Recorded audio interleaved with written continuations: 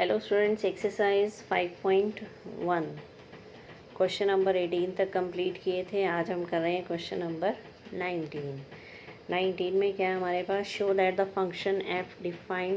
Function defined by G X is equal to X minus greatest integer of X is discontinuous for all integral points. Integral points जितने भी हैं उन सब पर ये discontinuous है, ये हमें शो करना है। Here greatest integer of X is denotes the greatest integer less than और इक्वल टू एक्स। जो ग्रेटेस्ट इंटीजर फंक्शन होता है वो क्या होता है, उसकी डेफिनेशन क्या होती है, it should be less than equal to x.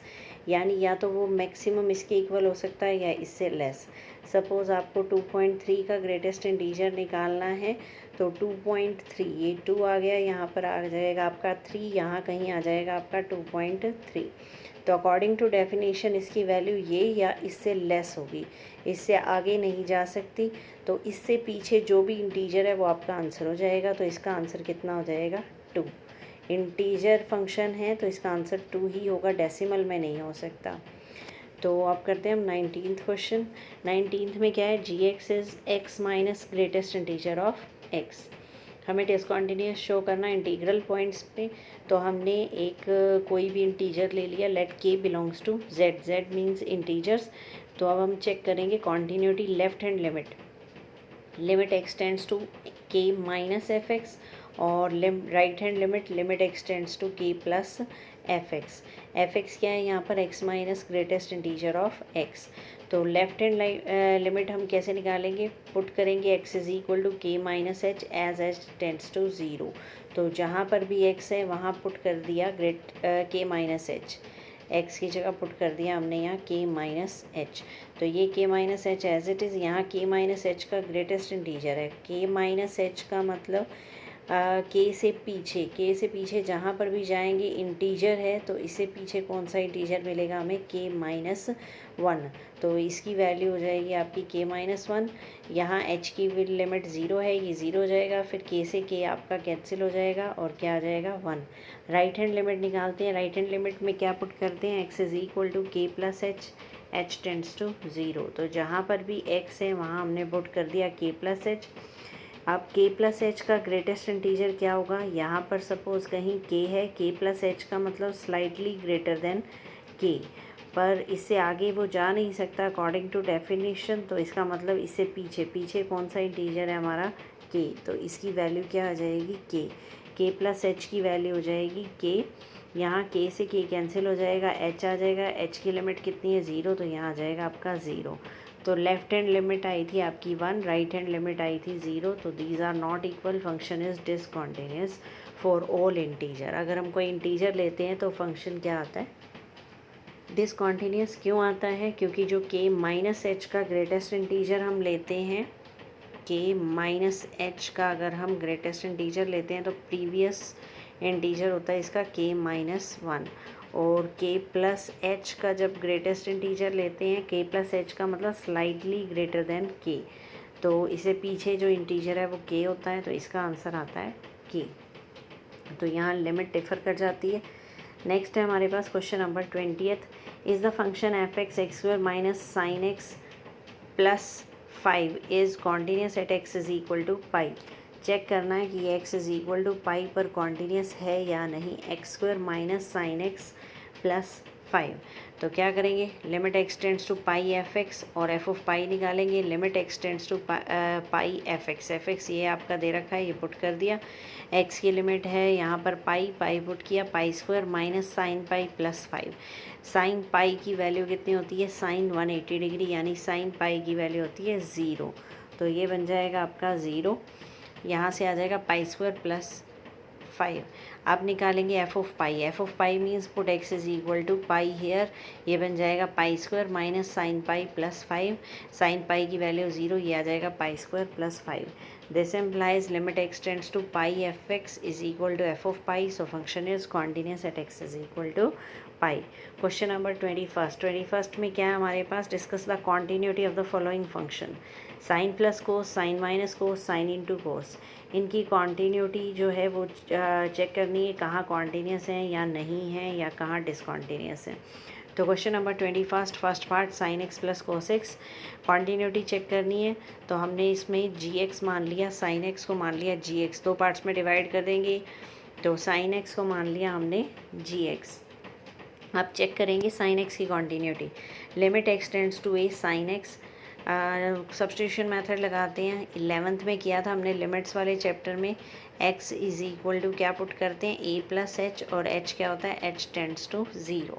Substitution method था, रेशनलाइजेशन मेथड था और फैक्टराइजेशन मेथड था। तो ये सब्स्टिट्यूशन लगा रहे हैं, यहाँ पर x की जगह पुट करेंगे हम a प्लस एच, h हो जाएगा टेंड्स टू 0।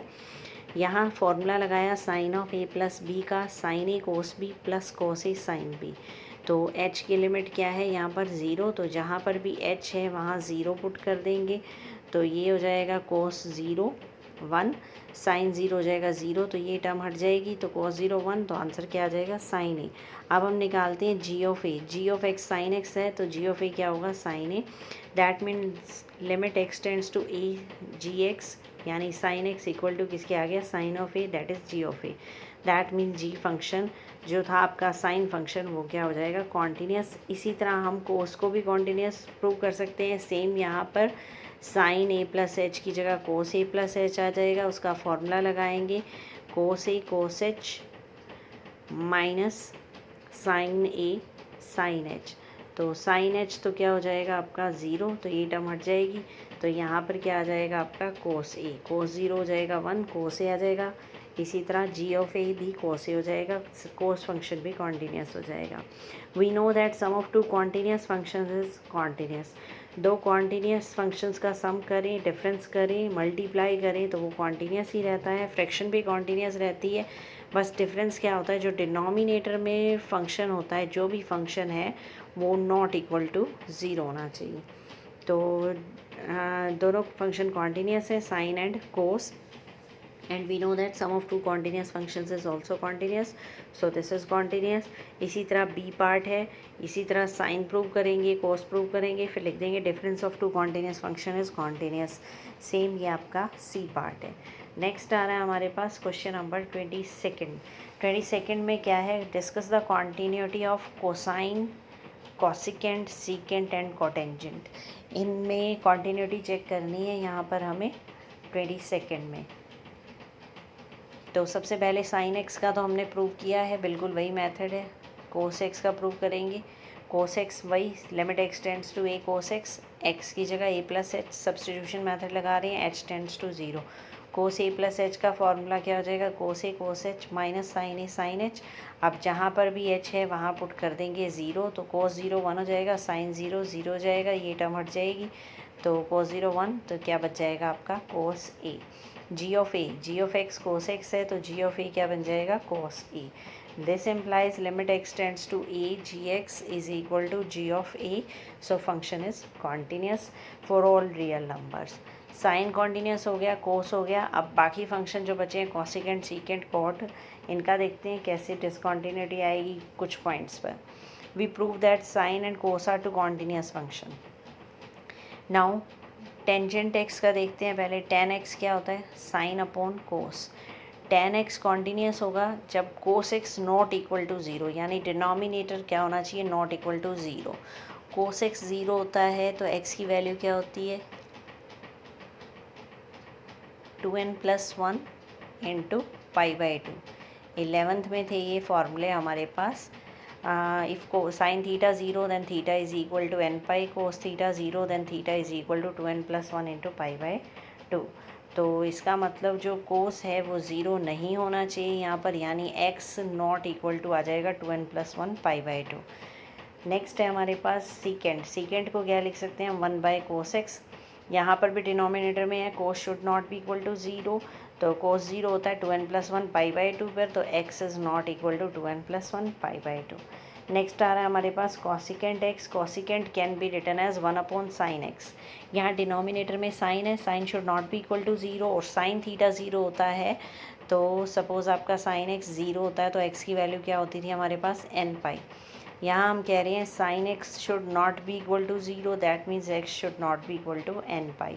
इसी तरह आपका कोट बनेगा, कोट में क्या हो जाएगा, कोस अपॉन साइन, यहाँ पर भी डिनोमिनेटर में साइन एक्स है, साइन एक्स 0 नहीं होना चाहिए, इसका मतलब एक्स एन पाई नहीं होना चाहिए। तो इसका मतलब cot X is continuous except at X is equal to N pi. N pi को छोड़कर बाकी सब पर कॉट कॉन्टीन्यूस होगा। बस ये ध्यान रखना जो डिनोमिनेटर वाले हैं यहाँ पर फंक्शन वो 0 नहीं होने चाहिए।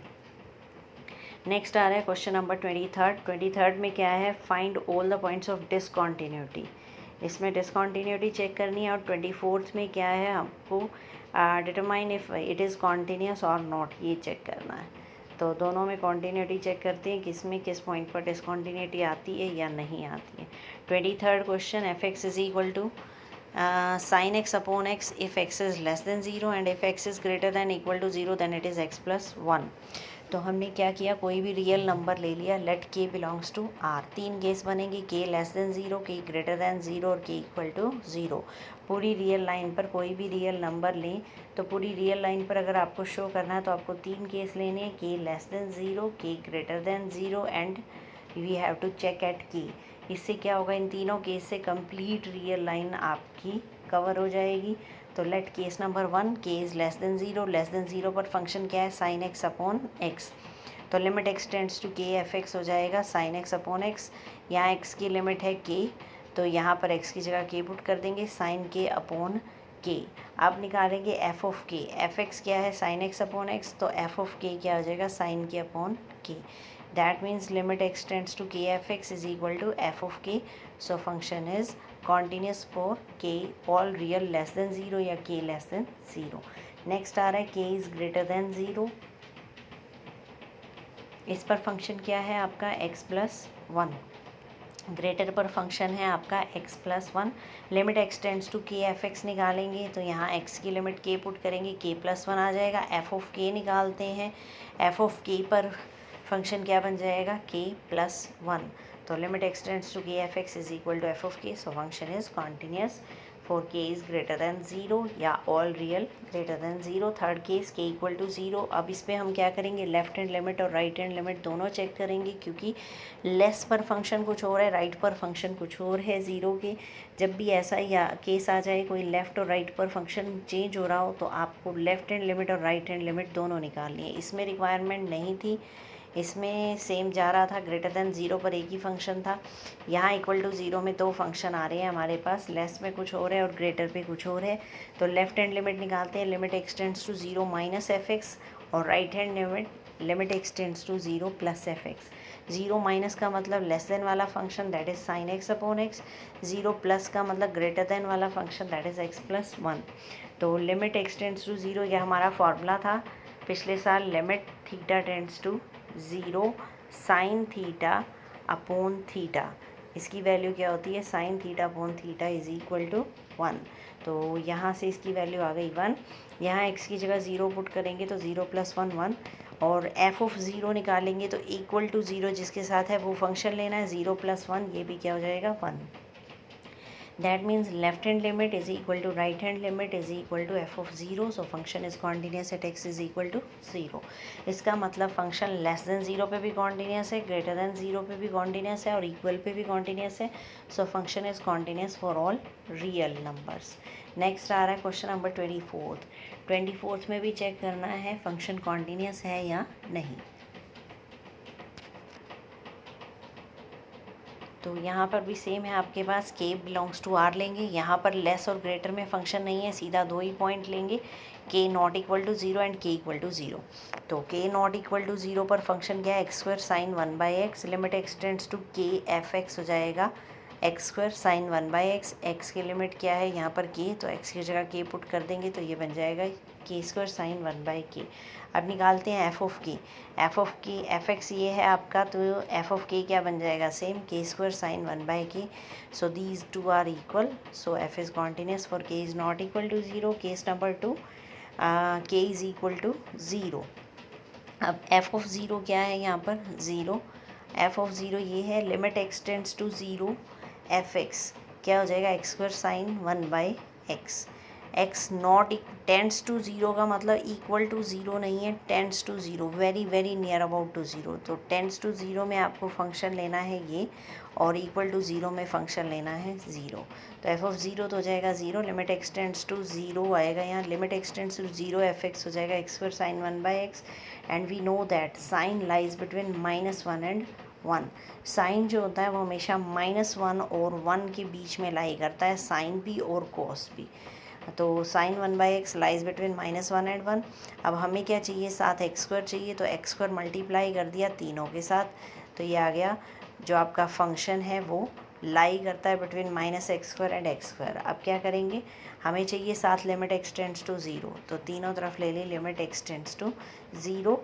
तो यहाँ पर ज़ीरो स्क्वायर ज़ीरो हो जाएगा, यहाँ पर भी ज़ीरो स्क्वायर क्या हो जाएगा, ज़ीरो।